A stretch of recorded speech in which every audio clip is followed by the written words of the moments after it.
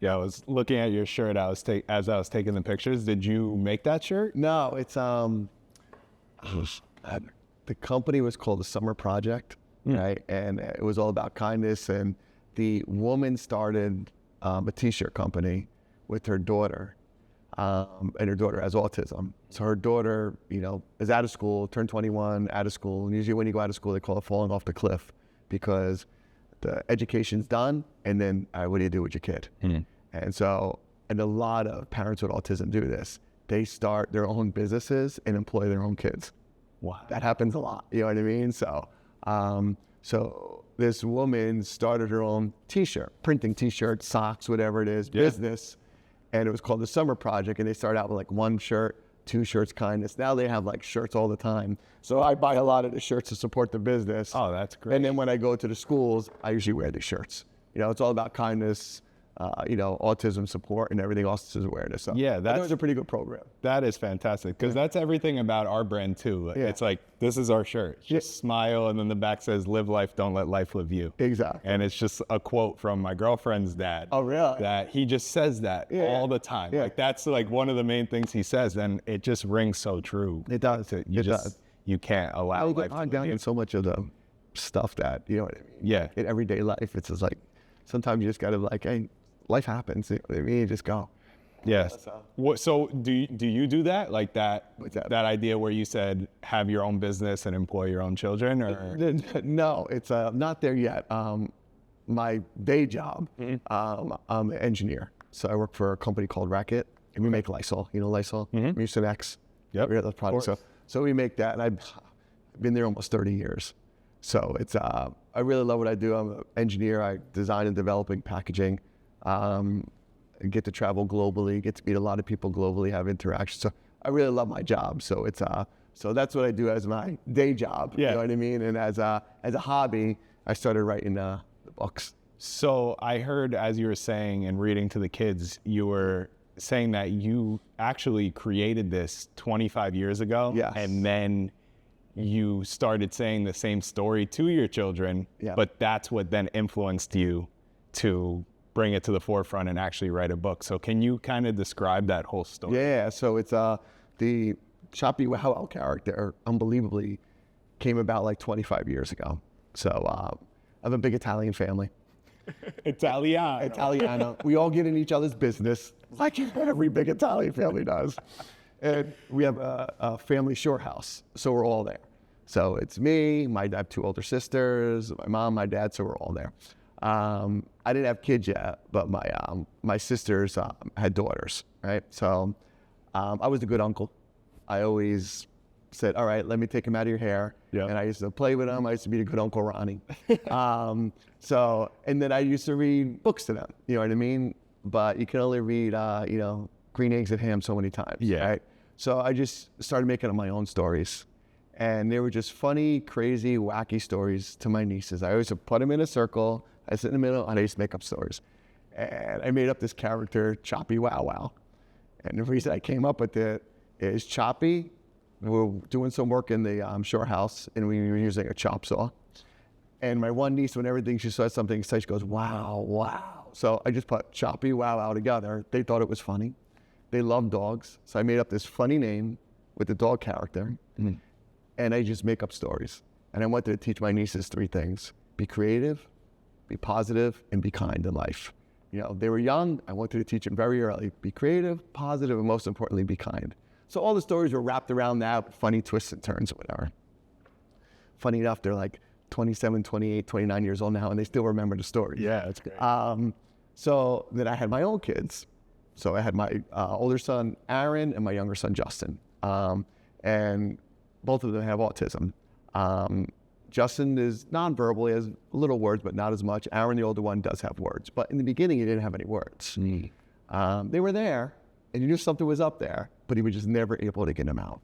So as a tradition, every night, my wife and I would read stories to the kids. So it's her turn, my turn. We switch on and off. And again, we read the same book: Dr. Seuss books, Fly Guy books, Good Night Moon, everything. Again, how many times can you read those stories over and over again? You don't even have to pick up the book. You just know it by memory. But I used to weave in my dog character Choppy Wow Wow stories, and wanted to again teach my kids creativity, positivity, and be kind. But you never knew if they're really listening because they wouldn't tell you what's going on in their life. They couldn't make the connection. Well, you didn't think they could make the connection, but they just never be able to verbally say the connection. Yeah. Right. And like, for example, Aaron would come home from school and he'd go to Fort, and we'd go to here. Yeah. And I'm like, Aaron, how was your day? And he look at you and he stare at the sky and you know something up there is going, you know something's working up there. And he goes, good. And that was it. That's the extent of the description of his day. Yeah. So one night, and I always started my stories, when my niece is 25 years ago to now, I always started my stories. There once was a little dog named Choppy Wow Wow. That's how I started all of them. So telling my stories to my two boys, I start the same way. There once was a little dog named Choppy Wow Wow. So one night, probably a long day at work, I was exhausted. Getting to bed late, it was my turn to read. Aaron was like, all right, it's okay, buddy, get me a book. Aaron comes over and he hands me a Dr. Seuss book. I look at it, I'm like, if I gotta read this thing one more time, and I'm exhausted. Yeah. So I just put it down. Hello, everyone. And I say, we keep going. Okay, gotcha. So I said, Aaron, Daddy's exhausted. I'm really tired from work. I said, why don't you tell me a story? Right? And he looked at me, he was staring up in the sky, and he looked at me and goes, there once was a little dog named Choppy Wow Wow. I said, okay, let's see where this is going. And he goes, Daddy, Choppy Wow Wow went to school today. I said, okay, Aaron went to school today. And he goes, Daddy, Choppy Wow Wow went to Miss Christie's class. I said, oh my God, that's his teacher. And he goes, Daddy, Choppy Wow Wow went to gym and he played with the blue ball. And then Daddy, Choppy Wow Wow went to lunch and he had grilled cheese. What yellow cheese, Daddy? Grilled cheese with yellow cheese. He just kept going on and on. For the first time ever, he told me about his day from the beginning to the end because of this crazy character I left 25 years ago. It was nuts.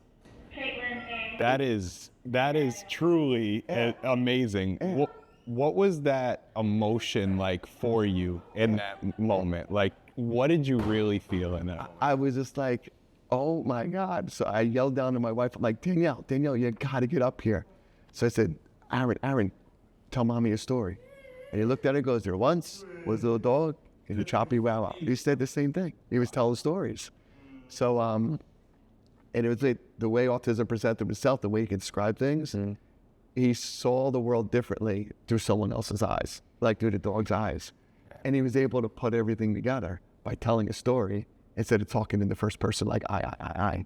So it was really crazy. And then, so it's funny, I came to school, next day we dropped him off, and I said to the teacher, I said, listen, just try this. I said, if you want Aaron to communicate, tell him to tell you a story. All right? So he comes in, didn't know what was going on during the day, pick him up and everything else. The teacher goes, your son's talking like a lot today. And who's this Choppy Wow Wow person? I said, you'll never believe this. I told her the story. She's like, you gotta be kidding me. I'm like, yeah. So, my whole family and everybody knew. And whenever he wanted something from Aaron, tell me a story. If he was playing sports or whatever, he would just tell you a story about what went on in the day. So it was really, really groundbreaking for us. It was an unexpected result from an unexpected source, I'm curious. So was there, when that happened, did you kind of ask anybody, has this ever happened where communication, it just starts blurting out in that type of way, where it's maybe more of, I don't know, like a scientific idea of it, of how it just happened on one day, where it just kept coming out, where it wasn't kind of in spurts, I guess. Does that make sense? Yeah, no, it makes sense. Didn't really the pediatricians. I said he's talking more, and I told him the story. Well, that's great. And they always say you meet one person with autism, you met one person with autism, because everybody's different. So you can't group everything together. Yeah. What works for, I have two boys. What works for Justin does not work for Aaron. Understood. And vice versa. And the way they grow, the way they communicate, the way they interpret, the way they see the world is different between my two boys that are genetically linked. You know what I mean? So we're just so for me, it was, okay, is this something that can help other people? I don't know. I know that would just work for Aaron. Yeah. It didn't work as much for my son, Justin. Aaron has a lot of words now. Justin doesn't have many, but Justin knows everything that's going on. And he understands everything you're saying, you know? So they are different in that aspect, but this was just a breakthrough for Aaron. Yeah.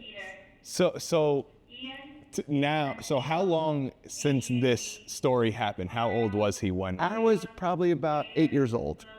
So it's probably 8 years old. And he used Choppy Wow Wow to communicate probably for about a year. And then he just dropped Choppy Wow Wow and he just communicates himself. Yeah. So it was the bridge between the third person and the first person, really, with the Choppy Wow Wow stories. You know what I mean? So it was cool. And you know, I tell my family the story and everybody else, I tell friends, and like, you got to write a book. You got to write a book. I'm like, yeah. First of all, I wouldn't have time to write a book. Second of all, who wants to read a book from me? You know what I mean? So, but then I'm like, you know what? It would really be cool because my nieces remember all the stories. My boys thoroughly enjoyed the stories I tell them because you can just tell by their emotions and whatnot. Like, it'd be really cool if I could write a children's book, you know what I mean, to represent the special needs of community. And not only represent it to help kids with special needs navigate, but maybe also help parents navigate that space. I mean, my sons now are 21 and 19 years old. Yeah. I've been through a lot. Believe me, I got a lot more to go through, but I've been through a lot. Me and my wife have been through a lot with the boys, and we know the trials and tribulations that come with it, and actually the absolute joy also. Yeah. So like, it would be cool if I could do that.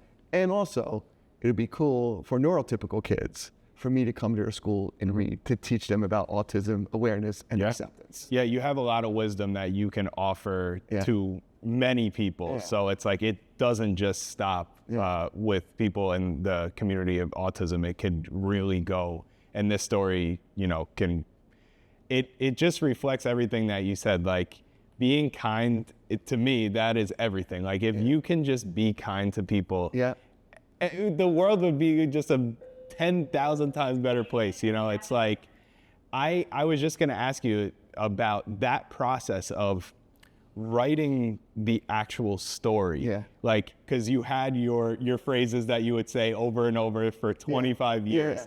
But what was it like putting like pen to paper and actually developing the full story? It was so funny. It took me 20 minutes to write the book.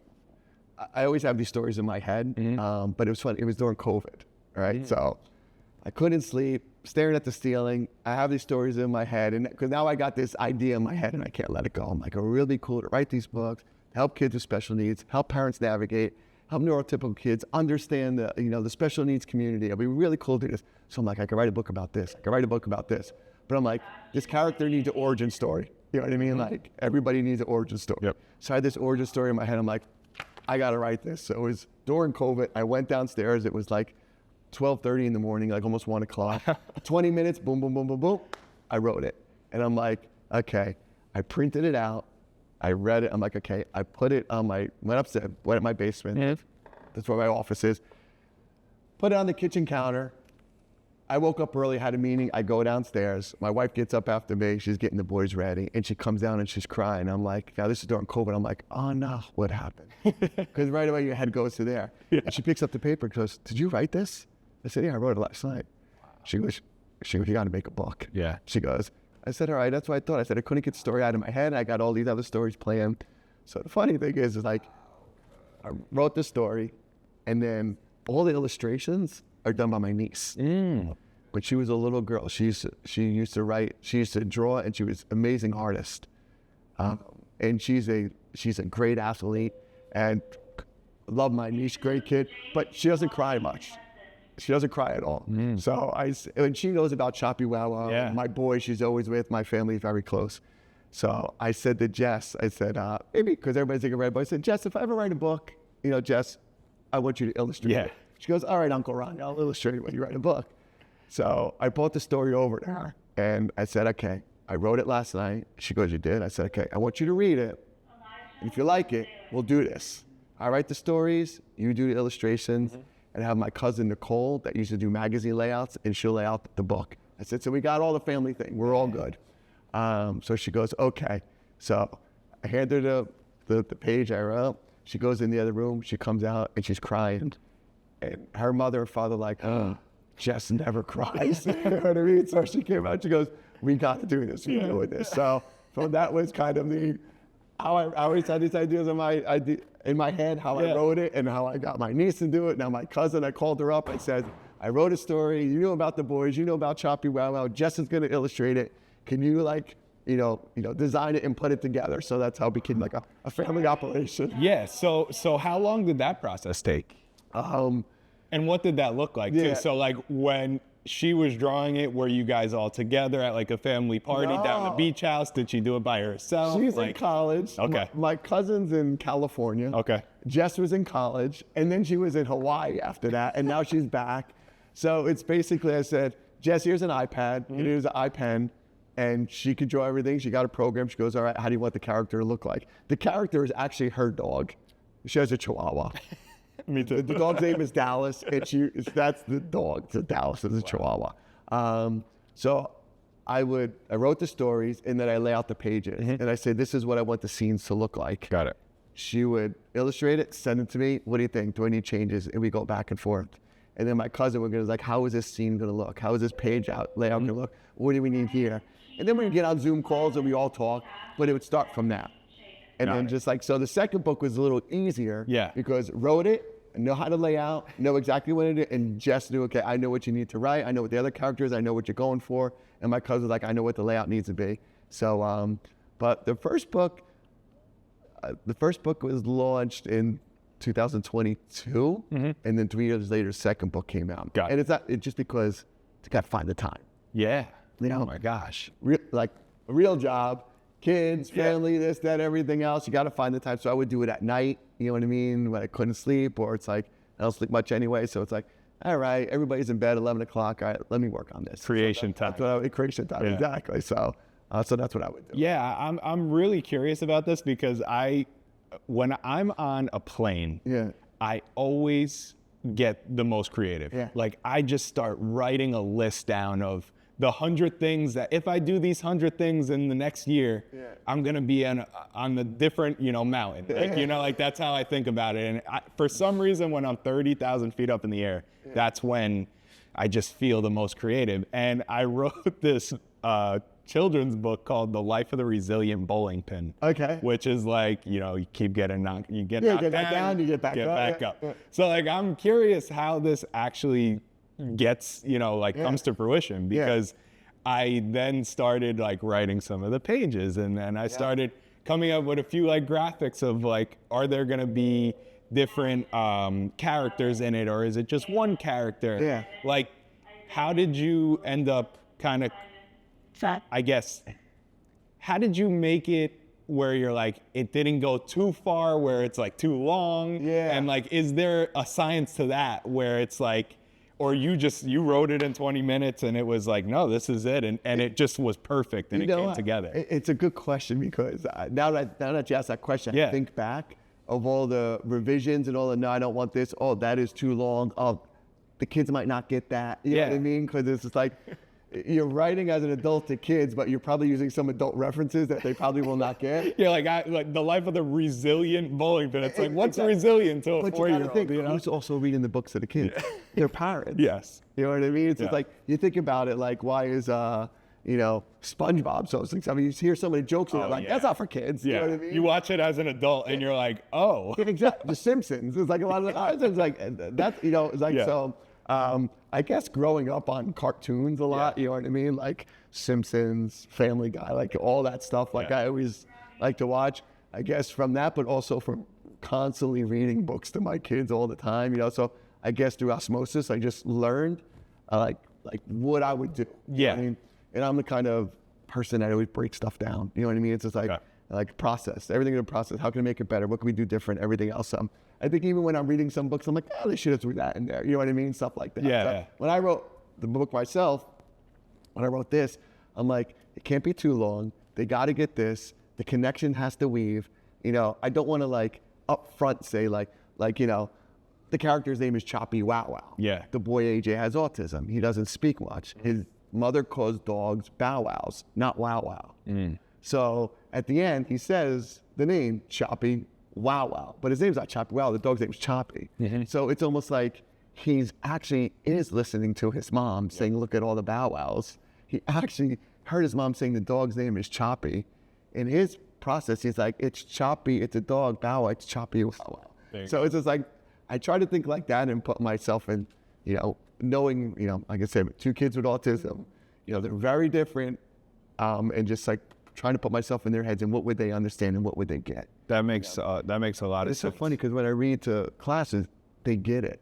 You know, I said, so what'd you like about the book? Some kids go, I like how the mom says Bow Wow and he added it like a wow wow at the end. I'm like, okay, you got Wow. that. Right, kid, you got So it. it's working. That was my next question was what was the journey like to then start introducing this to schools and going to schools and reading the book? When did that start? How did that start? And how is it going? Yeah, it started cool because when I wrote the first book, One Special Dog, the first book, I said, all right, I just sent it out Facebook and family and friends, and my family is so supportive. You know, my wife, my mother, my sisters, my in-laws, my sister, brother-in-law, everybody. Like I have a very close-knit family.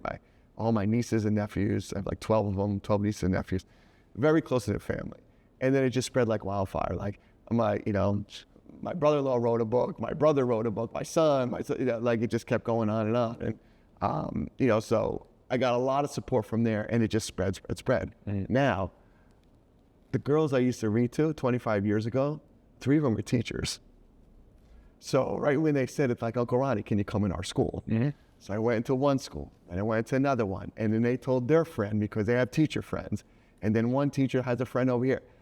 Like I never really advertised for it. It just caught like wildfire. So I've probably been to like 30 schools reading. Yeah, so, and it's so funny. And the questions I get from the kids are fantastic. Yeah. They really are. You know what I mean? It's like, you know, I love going to the schools to spread my mission, you know, to spread awareness and acceptance of autism. But I get so much out of it too, you know, because, you know, I feel that this generation, the younger generation, you know, is much more accepting. You know what I mean? So, and I see that, and that gives me hope. Yeah. You know, and I read from anywhere from preschool to kindergartens to like 5th and 6th graders. And it's a different conversation we have. It's a different conversation. But you know, one kid raised his hand. He goes, so why do you do this? You know, and I tell him the reason. I said, the real reason I do this, and I come here to talk to you. I said, because I'm not going to be here one day. I said, so you might be kind enough to take care of my kid and help him. I said, so that is a selfish reason why I do it. I said, because every parent who has a special needs kid, their biggest fear is what happens when I'm not here? The kids depend on me. Yeah. They depend on their family. What happens when I'm gone? Who's going to help them? So to spread kindness and to spread awareness, and, you know, maybe I told her, I said, you might be a teacher. You might be a healthcare profession. You know, I'm talking to a kid that's in 6th grade, and he's looking at me like, you're getting really heavy on me. Yeah. You know, but it's just like, I said, I am not going to be here. That's how it's supposed to happen, you know? And when I'm not here, if I can just reach out to 5 of you in this classroom of 100, that's going to be kind to people and my kid, I did my job. I said, and I tell them all the time, I said, listen, you can be the smartest person in the world. You can go to the best colleges in the world. You get where you are in life because of who you are and your kindness. You know what I mean? So I said, that will do more than you than any college degree you have. All right? I said, because when you're kind to people and you have empathy and you're helpful and you realize what's going on and you just put yourself in other people's shoes, I said, you spread kindness, it comes back to you tenfold. I said, and you make connections with people, and then you build trust with people. And then you have trust with people, and they'll go through anything with you, and they'll support you. I said, that is bigger than any degree that you will ever have. I said, college is important, education's important, kids and teachers, but kindness, right, and empathy is something that is so important. And believe me, it comes back to you. Yeah, and everyone likes to say it's who you know in life, it's who you know. It's who you are. I love that. It's who you are. Absolutely. Because you could know everybody and everyone could know you. Yep. But if you are not a kind person, Nope. those people that know you are not going to help. 100%. So 100%. It's like, yeah, I know him. He's a jerk. Yeah. Yeah. Who you know? But I know, great guy. You know what I mean? What do you need? Yeah. How can I help? You know what I mean? So you're absolutely right. There is a big difference. It's who you are. So I want to end with just one last question. Yeah. And I think this is something that I think sometimes I struggle with, and because I don't know the boundaries of the community, like with autism, and what words to use that are correct. And like, sometimes I feel like I'm not really sure like what to say or how to help. Yeah. So what would be one way or multiple ways of how people could have more awareness to help, and what could they do to help? Like, what is one way you think that people can actually help? It's a very good question, because you know what? You ask some people that, they're like, I don't need your help yet. You know what I mean? So, and then I do need help. You know what I mean? Some things. So it's a really good question. I would say just being aware of someone might have special needs. You know what I mean? And with that, being patient. You know what I mean? So, you know, if it's a child that's playing with someone and they're taking a little more time, they might have special needs, be a little more patient with them. You know what I mean? And being a little more kind, you know what I mean? And actually teaching other people, kids, you know what I mean, that there are different people in the world. Yeah. And to be kind with them and include them and accept them. Now, it's a little hard to say that a lot of times because, for example, my younger son, Justin, if kids include him, he's like, yeah, I'll play with you and everything else. My older son, Aaron's just like, leave me alone. You know what I mean? So we're just like, all of a sudden, like, well, I want to help. You know, it's always so funny. Like, one of the premises for the next book is almost like that. The next book I'm going to read, it's just like, it's almost just like, okay, I want to help. Look, play this. I don't want to play. I'm going to play this. I don't want to play. It's like, okay, you got to need to know when to step back and give space, and you got to need to go on. Because, like, for example, some kids with autism will talk nonstop, will not stop talking, and then the kid right next to them won't say a word. They might be both have autism on the spectrum, but like I told you, you meet one person with autism, you met one person with autism. Yeah. So it's very hard to blanket a statement of like, how can I help? What can I do? I'm like, and I always say this, even for our kids with autism in life, it depends. Yeah. It depends. It depends what the needs are for that individual and how you can help. Yeah. But going forward with it at first glance of kindness and acceptance and understanding, that's huge first. And then getting to know, that would be second. And then you know how to help. You know what I mean? No, So, that is a great way to explain it. Yeah. If you want to end with anything, anybody that you want to support, or anybody you want to shout out, or any things that you think people could potentially like donate to the Forum School, or donate to the shirt that you're wearing, like if you want to make any type of like shout outs, I think that would be fantastic. If anybody is ever interested in buying the book, it's called The Special Adventures of Choppy Wow Wow. You go to choppywowwow.com. The first book is One Special Dog. The second book is Bully on the Block. Actually, whoever orders, my two boys, I print out the orders and they pack them out. Oh, awesome. So they get them, they pack them out. They, they put little cards in there that says, and they sign their name and they pack them out and send them. We're sitting at the Forum School right now, which is a fantastic school. Both of my boys have gone to Forum School. Aaron, he just graduated last year. And Justin's still in school here today. They're like a family here. My boys would never progress without them. So that's that. And just my family, my wife especially, you know what I mean? So she's my partner in this whole journey with my boys, she's my best friend, and just my whole family just in general, you know what I mean? Just like all the support, you know what I mean? When you have children just generally, you know what I mean? You need a village, you know what I mean? So, and then, when you have kids with special needs, you need a village, the town, and the whole surrounding area, you know what I mean? So you need all that. And to any, special needs parents out there, just, try anything. Don't give up on your kid. Just try anything, you know what I mean? So it's just like, me and my wife try anything with our boys, put our sports and everything. If they might not like it, it's fine. We tried it. because my kids will never say, I want to try that. I have to show them, engage, and see what's going on, you know what I mean, to do that. So that's it. Just keep, kindness, acceptance, for autism parents, just keep fighting the fight and try anything. And your kid is special to you. And I always say this. I get a little emotional.